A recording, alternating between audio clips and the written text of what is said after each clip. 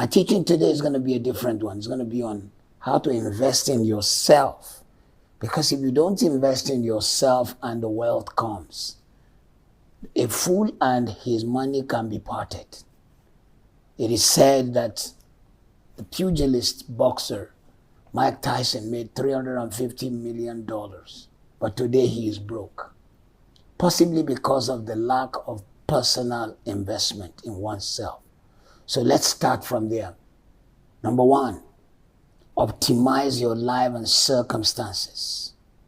What do I mean?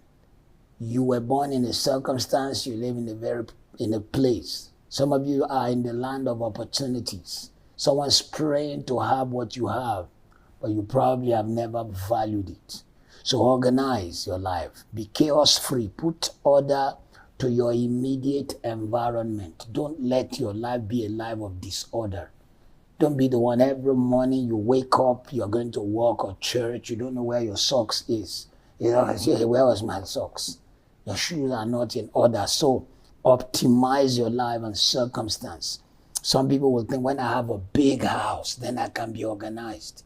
If you cannot be organized in a small place, you cannot be organized in a big place. You know, did you know that if you take people who live in the ghetto and put them in a big, expensive house, they will ghettoize the house? And if you take people who live in some beautiful, nice place, that's their habit, and you put them in the ghetto, you'll be shocked they will transform the ghetto. Optimize your life and circumstances. Number two, you've got to learn to be strong enough to overcome the negatives you've permitted. You see, wealth creation starts with you stopping some negatives. Maybe relations who have been taking advantage of you, people who are blackmailing you, people who are living off you and taking advantage of that opportunity. You have to be strong enough to overcome the negatives you have permitted. Any space you give, people turn it to a bigger space. Have you noticed if a child has temper, if you always respond to the temper tantrum, it increases all the time. Number three, you need to learn to use better equipments and tools for your own vision. What do? Are you a carpenter? Get the best equipment. Are you a plumber? Get the best equipment.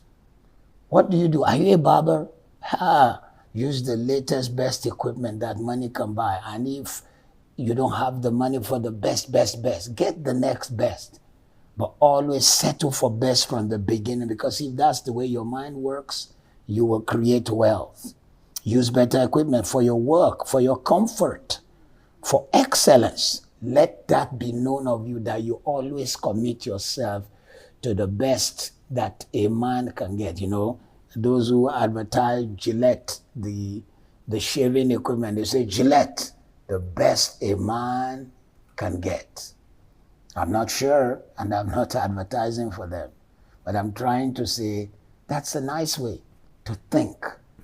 Not, you see, the most expensive car is no proof of good transportation. The best will be the one that fits what you do. For example, if for the moment in your career, what you need is a pickup truck, don't go buy yourself an S-Class Mercedes. It's not the best.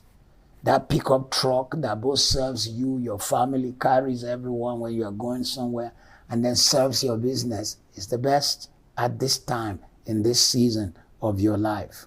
Then next thing, expose yourself to the creative world. What do we mean?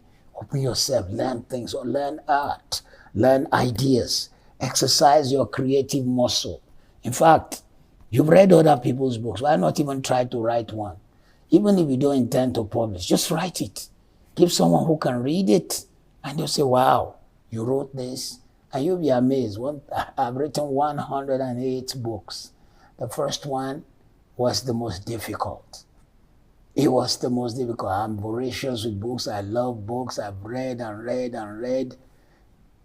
But then I had not written until I wrote the first one. But once I wrote the first one and good feedbacks came, boom, 2 or 3 jumped up in my spirit. Once I wrote those 3, another set lined up. And though I've told you I've written 108, I have several others that I have not written. that already are in the pipeline. So learn to expose yourself to the creative world and exercise your creative muscle. Next point, clean up your image. Look sharp. Look the way you want to be treated. Look the way you want to be addressed. Dress the way you want to be addressed. Don't say, what's wrong with me? Why should people be looking at my hair? It's product they want to buy. You are a total message. You are a total package. And if you want to create wealth, you have to realize you don't live alone in this world. You have to make yourself acceptable, appreciable, and presentable. You have to realize that people prejudge you before they even hear you open your mouth, speak. We're talking here in investing in yourself. And if you don't, people will know if you are just shell without content. Shell without content. Have you ever seen sometimes a really beautifully well packaged thing, but then no content? But at least it was packaged. So package yourself, then have content. Let me even push further by giving you the next point. The next point, learn languages.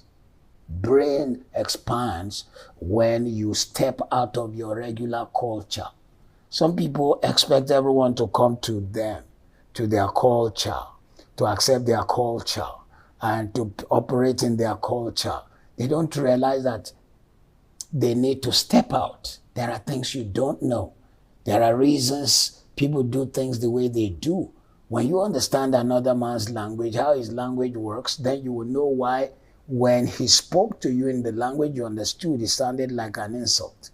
If, for example, a Frenchman wants to speak English, he probably had to first convert it in his head. It didn't come out the way you know to speak English. You wouldn't take offense because you have learned languages. It also helps you. You go places, people feel comfortable that you could say something in their language. They even are ready to go extra mile, give you a discount. You are investing in yourself. You see,